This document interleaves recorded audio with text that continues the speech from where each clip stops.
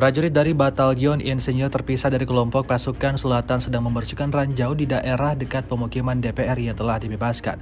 Rekamannya diunggah Kementerian Pertahanan Rusia di akun Telegram @Moderasia pada Rabu 22 Januari 2025. Pekerjaan penghapusan ranjau di wilayah DPR dilakukan sepanjang waktu. Para pasukan pengintai membuat jalur di ladang ranjau yang ditinggalkan musuh di wilayah yang dibebaskan dan membersihkan area tersebut dari bahan peledak.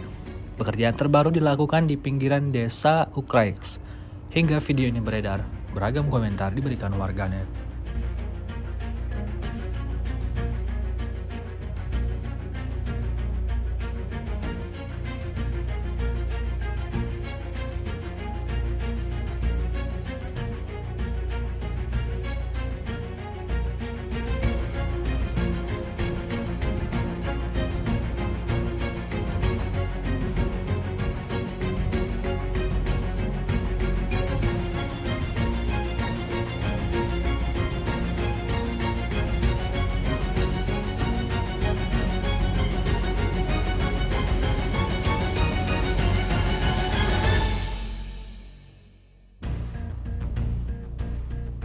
Download Tribun X sekarang, menghadirkan lokal menjadi Indonesia.